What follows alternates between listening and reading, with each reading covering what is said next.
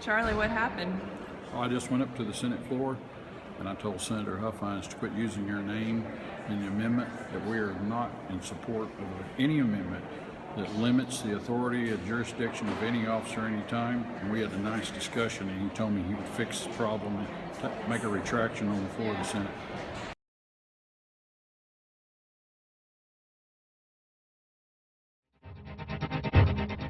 As the legislative session comes to a close, some of the biggest issues have to do with Texans' interaction with the police. The climate was that there were a massive turnover in both the House and Senate, that we'd lost a lot of key players that had been friends of law enforcement and friends of CLEAT for many years.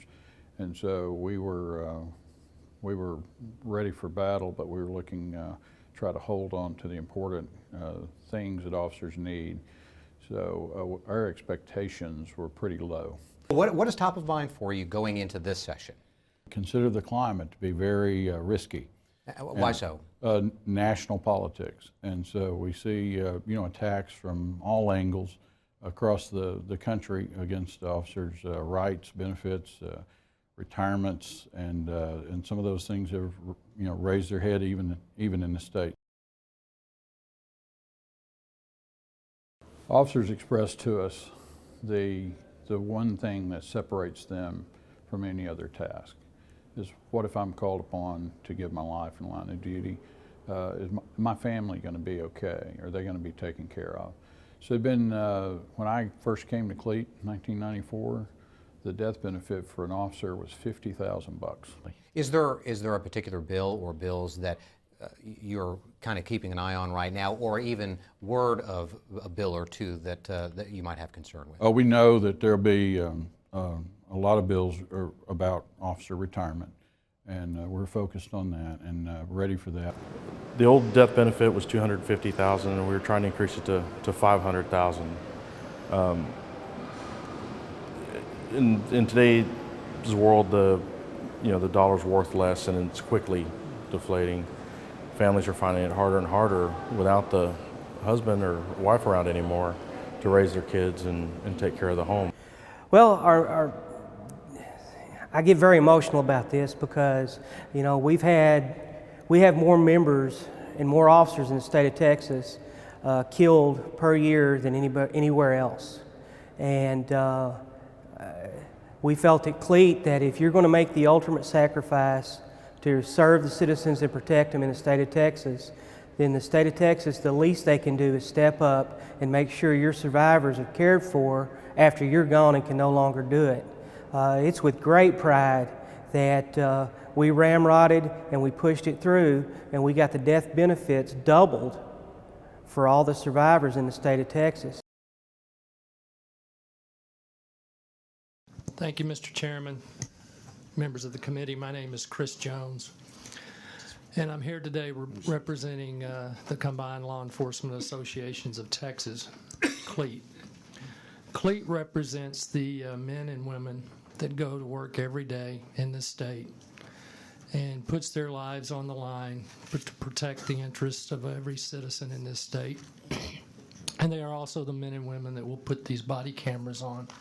We have some concerns, and even some of the civil rights groups in the committee meetings that we've had pointed out that though the rights of officers, because we are public servants, are not necessarily as strong or as important to the public because we serve the public, we do have rights, and we don't forego our constitutional rights of privacy and those issues just because we put the badge and gun on every day. Chair now recognizes Senator West on committee substitute for Senate Bill 158 to suspend the regular order of business. Thank you very much, Mr. President and members. At this time, I move to suspend the Senate regular order of business, take up and consider Senate Bill 158. Members, this is the body camera bill that I have been worrying each and every one of you about, talking to you about the issues that you have. This particular bill, Mr. President, represents a collaboration between local law enforcement, both in rural and urban and suburban counties, civil rights groups, participation by your office and the governor's office in a group that has been working on a consensus bill. So that's what this represents. as of yesterday afternoon, I also now have one of the groups that testified against the bill, CLEAT, and they will be supportive of the bill once an amendment goes on, and Senator Menendez has the amendment that he'll be offering for the bill. Melinda Smith is a very nice person. She has she hates to come bringing bad news, but she became a changed individual. And so every day that amendment wasn't accepted, she came to my office up on the second floor of the CLEAT building, and she would catch me in the hall running about our business here. We had 5 lobbyists working, and we had our interests were as varied as the criminal justice statutes, as the pension issues, all kinds of things. So we were everywhere. So once a day, without fail, Melinda would walk up to me and tell me, it's still not in there. The amendment that you want is not in there. So Chris Jones, I give great credit to for staying in the batter's box. Chris had worked on the language, developed it, knew that it was sound, and we just continued to just beat the drum that that's what we wanted. But Melinda was a key part of this, because she kept reminding us not to give up, that there are rural officers out there depending on us. And even though people across the state in law enforcement have finally just washed their hands, and they said, we're going to have body cameras, there's just nothing in the statute we're going to be able to impact, we might as well just go ahead and let them do what they want to do. We knew in the climate that there'd be no way to have a veto from the governor's office, because they believed in cameras. We believed that once it got out of the Senate, that the House would be volatile and it'd be hard to change it there. So the hardest task was to change it right there on the Senate floor. And that's what we did and were able to do. And Melinda just kept us on task and was just relentless in the fact that every day, wherever we were, on the elevator full of tourists, in the lunchroom, in my office at CLEAT, in the hallway, she would remind me that amendment's not in there, and so the bill's not acceptable to us. One thing that was pretty high profile was the police body camera bill, and CLEAT put together a compromise on this. Talk about that. Well, we opposed all the way through because we didn't have the language in there that said if it's not law enforcement related, even if it's a technical snafu, it's an issue, we didn't want that in there. We didn't want the public to be able to reach in and just find a private conversation the officers are having if it's not related to a stop. And so on the final day before it goes to the floor, Senator West reached back out and we carved out a good bill. And so everyone's okay. We pushed very hard for an amendment onto Senator West's bill that would outline what you could or couldn't get in an open records request. CLEAT was the only one standing up saying, wait a minute, we need something on here protecting our members. If it's of no evidentiary value and if it's not involved in an investigation or a police action. We just absolutely want the privacy of the officer to be in the statute. You'll never be able to go back to this moment, and you can't fix it. It'll never change. And so we set out to make sure that happened. Some are calling the open carry bill, now heading to the state Senate, disturbing and aimed at law enforcement. It would prevent an officer from asking someone they see carrying a gun if they have a handgun license.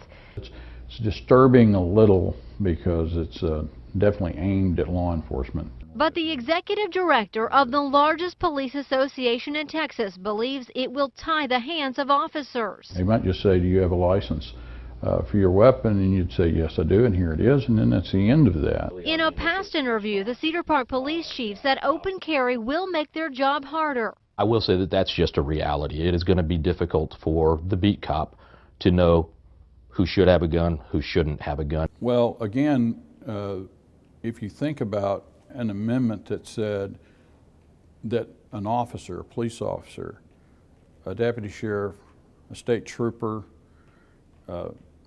park police, a constable, that they couldn't approach you with a gun outside your pants, and you couldn't ask them if they had a license. They can stop you in your car and ask you if you have a license. The dental police can go in your dentist office and look and make sure you have a license. My problem with that was I didn't need an officer out there dealing with someone who was carrying a weapon, trying to worry about whether or not he could ask them if he thought it was necessary, whether they had a concealed handgun carry license.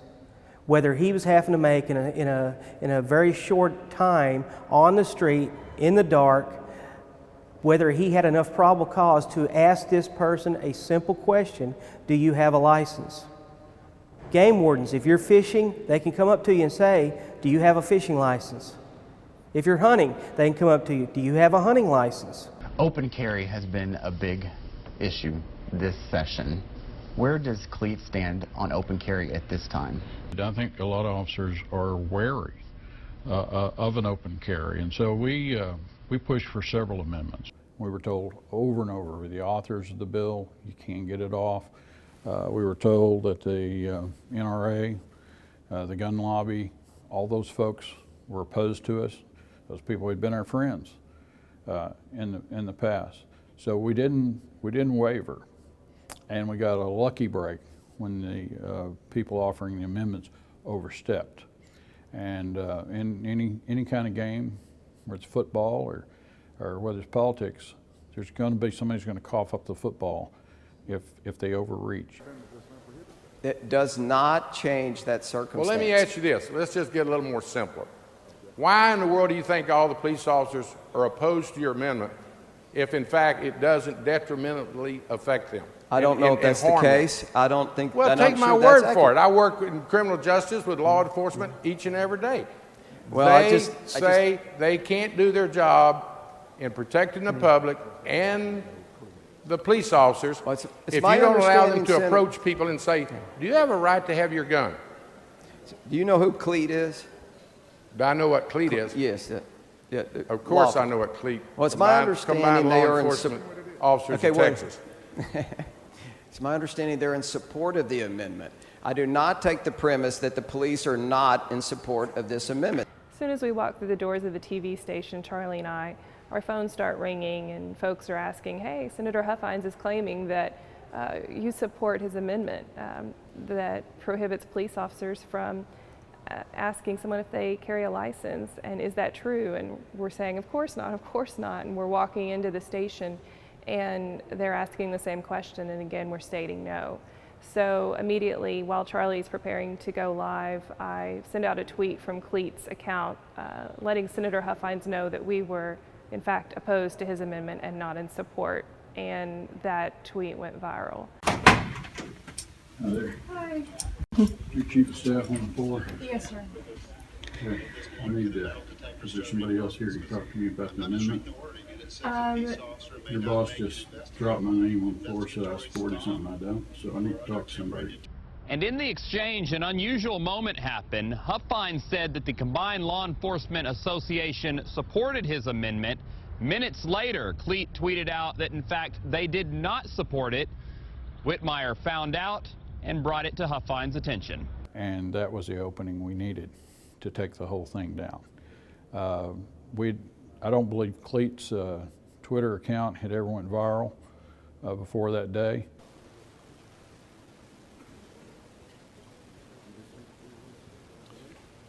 And you know what? Let me ask you another thing, because I respect you so much.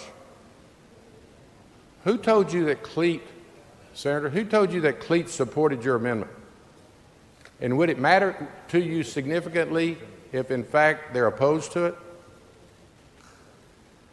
Because, you know, now we're getting to the credibility of our discussion, and I like you and respect you, but you surely were misinformed when CLEAT said that they supported it. I know Senator West didn't tell you that. CLEAT is opposed to your amendment, Senator. Would you like to hear from them and not use them as a source? They're very respectable combined law enforcement officers of Texas. Would you like to know that they're opposed to your amendment? Well, it was representatives of CLEAT. It was presented to me that are in agreement with the amendment.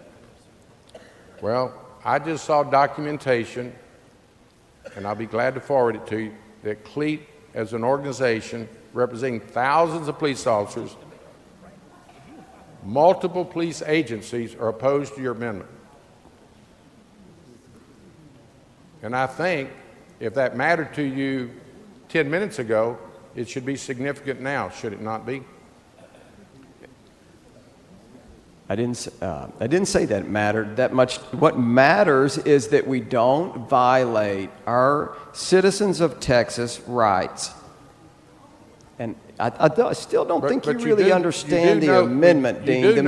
As we heard, open carry is moving forward, minus an amendment those with the Combined Law Enforcement Associations of Texas are against. By the hard work of Charlie, Chris, and Melinda, and our local partners from our local agencies that came and helped us here, we were able to protect our members. Officers, the human officers,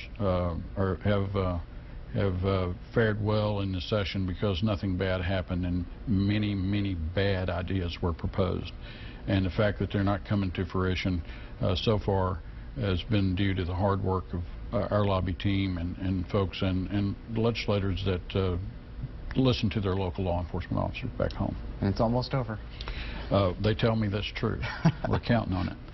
We had a legislative session we're very proud of. Our members are very proud of it. The rank and file are very proud. The union presidents and boards out there across the state, our executive board at CLEAT, they're very proud of our accomplishments.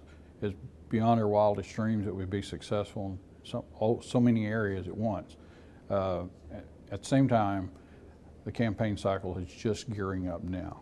So we're looking at the primary campaigns. We're looking at our PAC dollars, and we're planning to be engaged fully to make sure that the next legislative session that the folks have a chance to interact with us again, that they know our issues, and if they're coming back down here, they know we're going to be waiting.